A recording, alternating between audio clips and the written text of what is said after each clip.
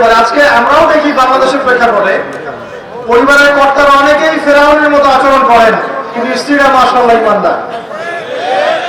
অনেক অনেক দেখা যায় যে এক্সকিউজ আমাদের কাছে আসে যে পরিবারের কর্তা ইসলাম পছন্দ করে না, স্ত্রী পর্দা করতে চায়, মেয়েরা পর্দা করতে চায়, দিন শিখতে চায়, পরিবারের কর্তারা সুযোগ দেয় না।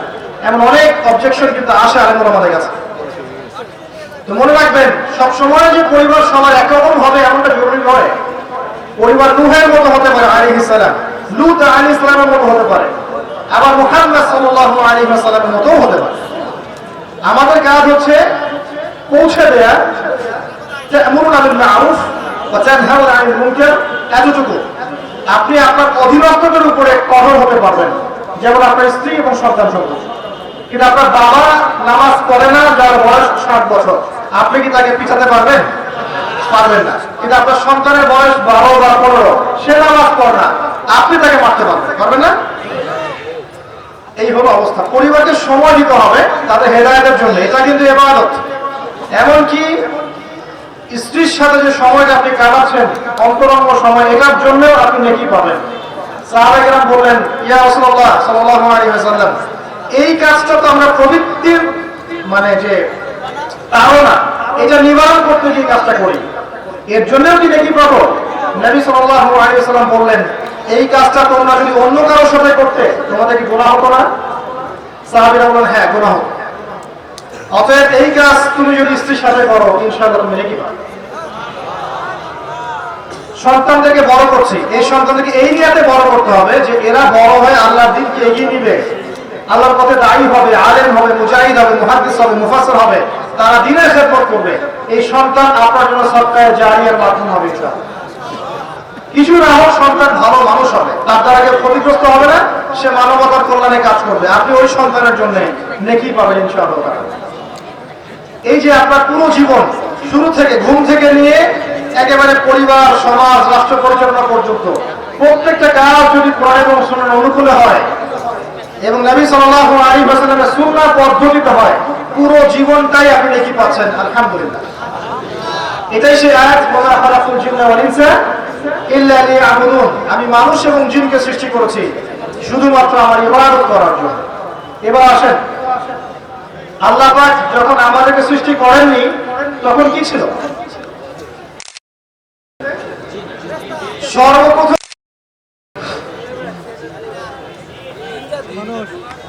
পৃথিবীতে আমরাই প্রথম প্রজাতি নই। আমরা তো এখন মনে করি যে পৃথিবীটা আমাদের, তাই না? আমরা এলিয়েন খুঁজে বেড়াই অন্য গ্রহে প্রাণী আছে কিনা, অথচ বোকা মানুষরা নিজেই জানে না যে এই পৃথিবীর আমরাই বাসিন্দা ছিলাম না। আমাদেরকে জান্নাত থেকে এই পৃথিবীতে পাঠানো হয়েছে। এই পৃথিবীতে আমরা ছিলাম না, এই পৃথিবীতে অন্য প্রজাতি ছিল, অন্য মাখলুক ছিল। আল্লাহু আ'লাম বিসওয়াব, তারা কারা ছিল? প্রথমে আল্লাহ একা ছিলেন, কেউ ছিল? হুয়াল আউয়াল, তিনি প্রথম, এবং সবশেষে আল্লাহ পাক একা থাকবে, কেউ থাকবে? কুল্লু মান আলাইহা ফান, আছে না? প্রথমে আল্লাহ একা ছিলেন, শেষে আল্লাহ একা থাকবেন। হুয়াল আউয়াল ওয়াল আখির ওয়াল যাহির ওয়াল বাতিন ওয়া হুয়া বিকুল্লি শাইইন আলীম। আল্লাহ একা ছিলেন, এরপর আল্লাহ পাক সৃষ্টি করেছেন আরশ। আরশ মানে আল্লাহ পাক বিশাল সৃষ্টির মধ্যে সবচেয়ে বড় সৃষ্টি হচ্ছে আরশে আজিম। এই আরশে আজিমের নিচে আল্লাহ পাক ছায়া দিবেন কিয়ামতের মাঠে। কয় শ্রেণীর ব্যক্তিকে? 7 শ্রেণী না 6 শ্রেণী? কয় শ্রেণী? হ্যাঁ, 7 শ্রেণী। তার মধ্যে এক শ্রেণী হচ্ছে তারা যারা তাদের যৌবন কালটাকে আল্লাহর পথে বিলিয়ে দিয়েছে। এই একটা হাদিসই যথেষ্ট যুবক ভাইদের জন্য, যুবতীদের জন্য, যারা তাদের যৌবন কালটাকে আল্লাহর পথে বিলিয়ে দিয়েছে, এদেরকে আল্লাহ পাক তার আরশের ছায়া ছায়া দিবেন। ওই দিন ওই ছায়া ছাড়া কোনো ছায়া থাকবে? আল্লাহ পাক আরশ সৃষ্টি করেছেন, আরশটা ছিল পানির উপরে। কার উপরে? কানা আরশুহু আলাল মা, তার আরশটা ছিল পানির উপরে। এরপর আল্লাহ পাক 6 দিনে সৃষ্টি করেছেন পুরো মহাবিশ্ব। কয় দিনে? 6 দিন। আমাদের দিনের মতো দিন না। আল্লাহর কাছে শুধু যে কিয়ামতের দিন চাই, আমাদের হিসেবে 50,000 বছরের সময়। কত বছর ভাই? 50,000। 50,000 বছরের সমান একদিন, কিয়ামতের দিন। কিয়ামতের দিনে কি দরকার ছিল? কি মনে হয় আপনাদের?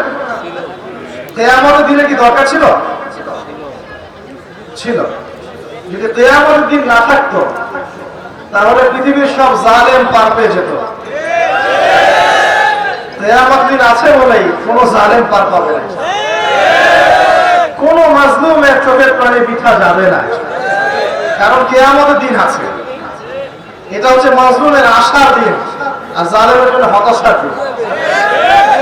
কিয়ামতের দিন না থাকতো তাহলে সমস্ত খুনি, ব্যভিচারী, ধর্ষণকারী, জালেম, ফাসিক, আল্লাহদ্রোহী সবাই পার পেয়ে যেত না। আল্লাহ পাক পার দিবেন না বলেই কিয়ামতের দিন রেখেছেন।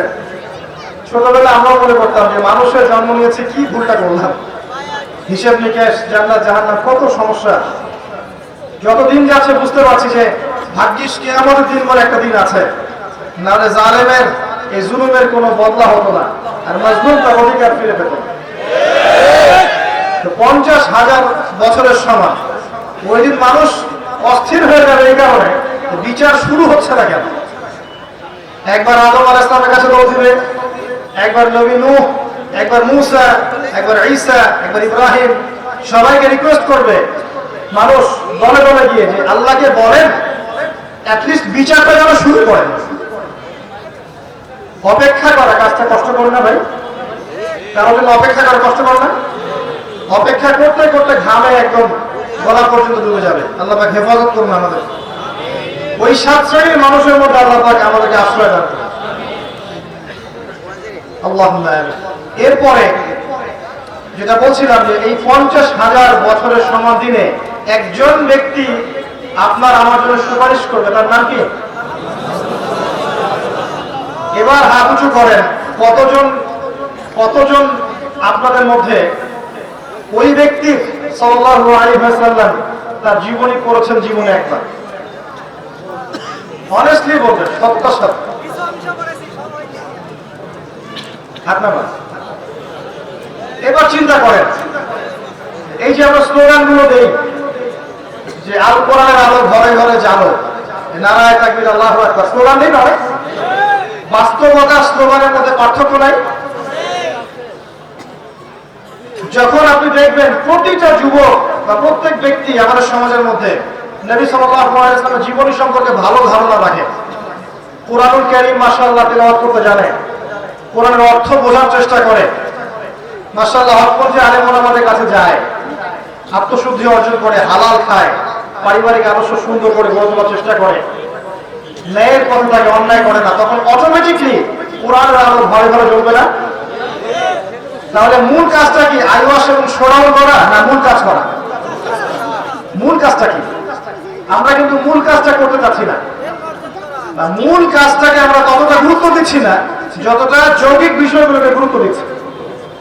আর এই কারণে দীর্ঘদিন থেকে দেখছি উম্মার অবস্থা মোটামুটি অপরিবর্তনীয় আছে, বরং দিন দিন যে বাইরে আস্তে আস্তে অধঃপতন হচ্ছে। আপনি হয়তো প্রশ্ন করতে পারেন আমার থেকে আঙুল তাক করে, কে বলবো আপনাকে অধঃপতন হচ্ছে? আমরা তো দেখছি উন্নতি, অগ্রগতি, অগ্রগতি। আমি বিনয়ের সাথে বলবো আর 10টা থেকে 20টা বছর অপেক্ষা করেন। 5 বছর আগে বিনয়ের সাথে বলেছিলাম যে 10 বছর অপেক্ষা করেন, কাগজের টাকা বলে কিছু থাকবে না। আস্তে আস্তে সোসাইটি ওইদিকে যাবে এবং এগুলো কোনোটাই অ্যাক্সিডেন্টলি অটোমেটিকলি হচ্ছে না, এর পিছনে একটা মাস্টার মাইন্ড কাজ করছে। পুরো বিশ্বের পিছনে একটা মাস্টার মাইন্ড কাজ করছে। একটা সভ্যতা চাচ্ছে সারা বিশ্বের মানুষ ওর দাস হয়ে থাকে এবং তাদের এক একটা এজেন্ডা আস্তে আস্তে বাস্তবায়িত হচ্ছে। এবং মাশাআল্লাহ আমরাও হালুয়া রুটি এবং সেমাই খাচ্ছি, মাশাআল্লাহ আমরাও খাচ্ছি খোরমা, জিলাপি, হালুয়া রুটি, সেমাই, এগুলো আমরাও খেয়ে যাচ্ছি মাশাআল্লাহ। আল্লাহ পাক আমাদের হৃদয়ের চোখগুলো যেন খুলে দেন। আল্লাহুম্মা ক্যাশলেস সোসাইটি চায় তারা, ক্যাশলেস সোসাইটি, মানে সোসাইটির মধ্যে কোনো ক্যাশ থাকবে না, ডিজিট থাকবে। কেন ডিজিট? একালি কলা কিনবেন, আপনি 40 ডিজিট পাস করে দিবেন, আর কলাওয়ালা 40 ডিজিট পেল, ওর দরকার এখন ধরেন মাছ, তো 40 ডিজিটের মাছ কিনবে। মাছওয়ালার দরকার মনে করেন চাল, ও 40 ডিজিটের চাল কিনবে। ডিজিট ঘুরবে, খালি সংখ্যা খালি ঘুরতে থাকবে হাত থেকে হাত। এমন একটা মানি আপনাদেরকে দিবে, এমন একটা মুদ্রা দিবে আপনাদেরকে, যে মুদ্রা ধরতেও পারবেন না, পকেটেও রাখতে পারবেন। এখন যখন ধরতে পারেন, পকেটে রাখতে পারেন, একটা সময় আসবে মুদ্রা ধরতেও পারবেন না, পকেটেও রাখতে পারবেন না।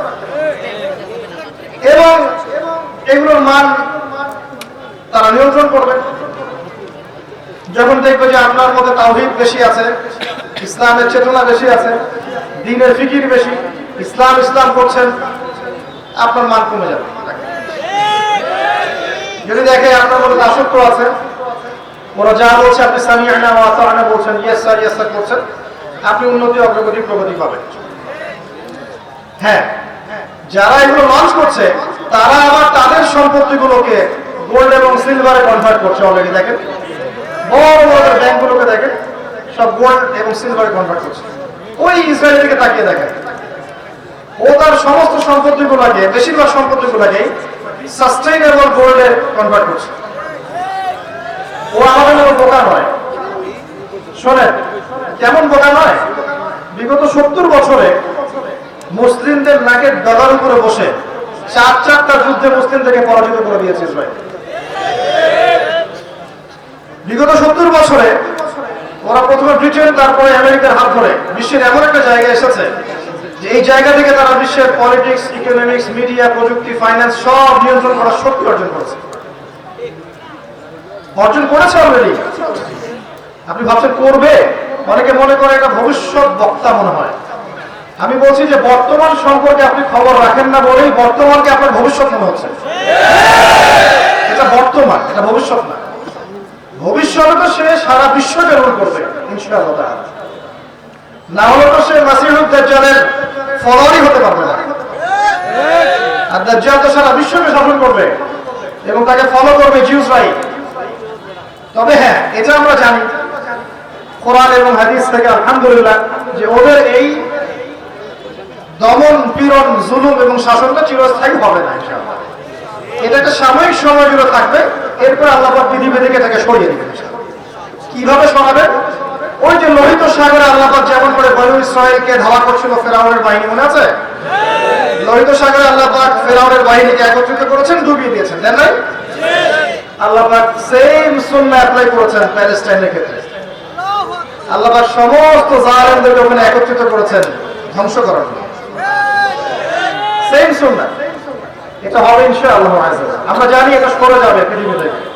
তারপরে এমন একটা যুগ আসবে যে যুগে ইনশাআল্লাহ একজন নবী সারা বিশ্ব পরিচালনা করবে।